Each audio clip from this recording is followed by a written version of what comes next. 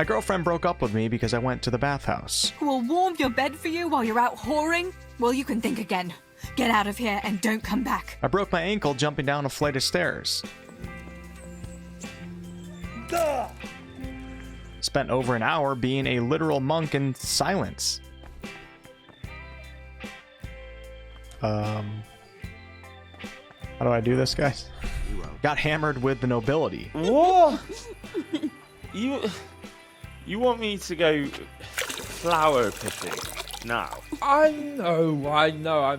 Got hammered with a priest. People say. They can say what they like. What do I care? Lost my temper with an annoying wanderer. Damn that guy. Yes! Yes! Huh! And I shot my own team. Wait, is this my guy? Oh! All in Kingdom Come Deliverance. Kingdom Come Deliverance is a first-person medieval RPG that was released back in 2018 by Warhorse Studios. Unfortunately, the game had a rather rocky launch as it was filled with bugs and optimization issues for many, and this of course turned a lot of players away. It's really unfortunate though, because after playing this game in 2022, this was one of the most special, unique experiences I've ever had in a video game to date. It's not a perfect game, and I'll talk about a few of the negatives here in a moment, but I will tell you that this is a game that I certainly won't ever forget, and I'm really hoping that more companies will take note of what Warhorse Studios has created here. If there was an award for the most immersive RPG in existence, I don't even have to think twice. Kingdom Come Deliverance wins, hands down. Now, the feeling of immersion, I would say, is the highlight of this game, and I think it's owed to three things. The game's first-person perspective accompanied with the beautiful 3D world that Warhorse has created, the game's sense of realism, and also it being a well-written and well-told historical fiction story. But before I get into those aspects, I want to first quickly bring up the game's map. This is the best map in all of gaming, in my opinion. The artwork is beautiful, and when you zoom in, the map blossoms into a beautifully detailed, closer representation of the in-game world. I just wanted to get that out of the way because I think about it all the time, and I don't think I'm the only one that feels this way. If you're a game dev and you're watching this video, make sure to take note of the KCD map. The first-person perspective in this game really makes you, the player, live the life of a character named Henry in the 15th century Bohemia. You're embodying Henry, and you see the world through his actual eyes. Accompany this with the game's breathtaking, realistic setting, and you find yourself experiencing emotions that very few other games can bring about. Just being Henry and existing in this time period feels so real. I got some of my greatest enjoyment by simply traversing the terrain on horseback. There's no floating islands, no fire-breathing dragons, or even endless deep dungeons. It's just simply fields, hills, rabbits, and deer. Yet somehow this game is able to capture the true beauty of the actual IRL world that we live in and embody this in a video game. Kingdom Come Deliverance captures the beauty of our world, specifically during the 15th century before all this crazy technology existed, and Warhorse Studios seems to really understand how powerful and exciting that can truly be. The biggest issue that many first-person games run into, however, is their combat systems. Overall, I did enjoy the combat in this game, especially with ranged weapons, but I can absolutely understand why several players rage quit to never be seen again. Let me explain. So you start the game as a simple peasant, which is awesome, and Warhorse makes sure that you truly feel like you are a peasant by making you really bad with martial weapons. On top of that, there is also a fairly big learning curve to the combat in general, in terms of, developing player coordination and muscle memory. So basically, you start off as a player who sucks and a character that sucks, and the two and two together make you a pretty pathetic warrior.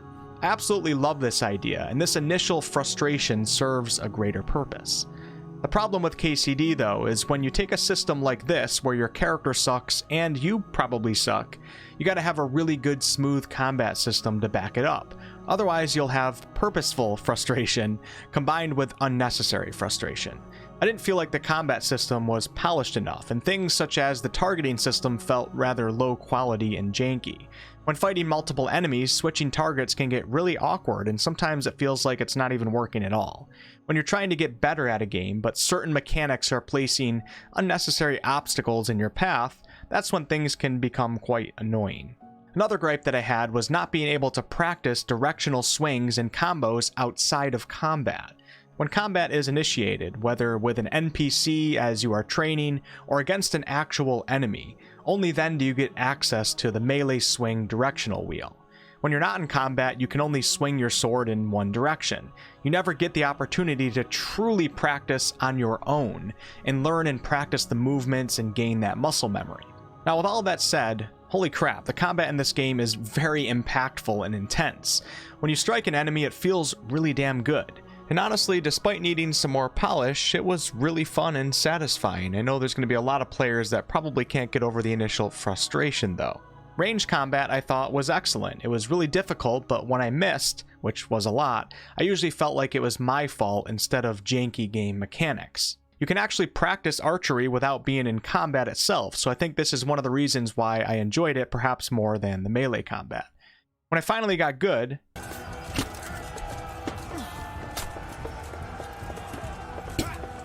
oh my god. Dude, I'm a changed man right now. That sense of progression and accomplishment was real, and by the end of the game, I kind of felt like I'd become a true warrior. Moving on, let's talk a little bit about the game's realism and its historical fiction setting. Like I mentioned in the intro, if you jump off ledges that are a bit too high, you can literally injure yourself. There's no magical swords or spells in this game, it's just you and the cold iron that you're holding. If you get slashed a certain way in combat, you have to bandage yourself up or you'll bleed out. Or if you overexhaust yourself for too long and acquire other injuries, your combat skills are going to greatly suffer. You have to sleep in this game, you have to eat, you have to do actual alchemy instead of just clicking on a button to combine two ingredients to get a potion. All of these realistic aspects of the game are perhaps a bit more hardcore than you may be used to, but in my opinion, it all greatly adds to the game's overall immersion. Also, taking into account that you're in a realistic setting, this game manages to make you feel like you're living out actual history. This is 1403 Bohemia during the time of King Wenceslas IV, and this is comprised mostly of modern-day Czech Republic. You're a character who basically starts as a peasant, but you quickly find yourself getting involved in the greater affairs of the land. Although there were an abundance of fetch quests that became a tad on the boring side at times, the overall story and Henry's personal progression had me deeply invested. I really think Warhorse Studios should keep making games in the style of KCD, but choose different events in history. It's a really fun, great way to learn. When it comes to side quests, some of them were not that interesting, but others quickly became some of my favorite side quests of all time. I don't want to give away any spoilers, so I'm going to speak vaguely. But yeah, I got drunk with a priest, I got drunk with some of the nobility, and I did all sorts of mischievous activities. A lot of the quests that stood out to me didn't even involve combat. Well, maybe a few fistfights, but that's besides the point. I also remember a quest where I literally went rabbit hunting for like an hour, and that quest turned out to be more fun than most of the dragon hunting quests that I've been on in other games.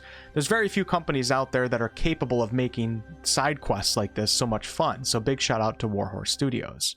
One of the biggest reasons as to why the story was so enjoyable is due to the incredible cutscenes. Warhorse seems to have a real knack for cinematography, as the angles of the shots were extremely movie-like. I honestly felt like I was watching a really good Netflix show at times. The voice acting is top-notch, and the humor was also on point.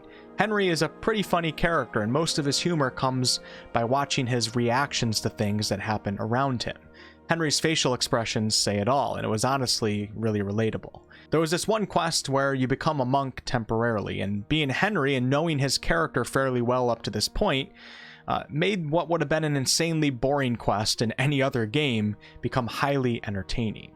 The soundtrack of this game was pretty good, as it really captured that medieval feel, but I should point out one negative in this aspect, and that is the lack of music variety. Unfortunately, there's a lot of repeats, and sometimes you would have like tavern music playing when you're talking to a general getting ready to go off to battle. I definitely think they could have done better in this category. I also have my little gripes with the inventory system, as it's pretty confusing and kind of hard to compare gear and stuff like that. The character development in terms of gaining perks was actually really fun and creative though. As you use your skills, you gain XP in those particular skills, which gives you points to spend on perks. I mean, you have an entire category of perks just for drinking. It's really clever and quite fun growing Henry as a character. Perk points are also how you gain access to combos with your specific weapon choice. but combos I think were a missed opportunity. I'm going to fathom a guess and say that the vast majority of players just really sucked at doing combos. Usually I'm good with a game making certain things require great skill, but in this case, it wasn't really that enjoyable even trying to learn the combos and practice them, especially considering that you can't practice on your own. You always have to have Bernard in your face.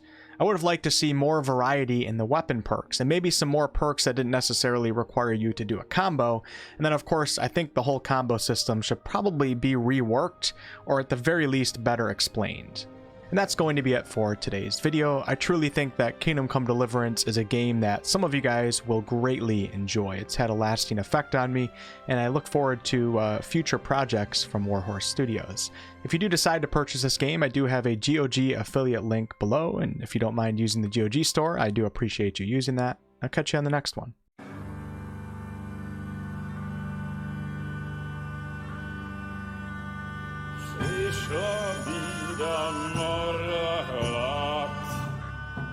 To nie ustoi żal.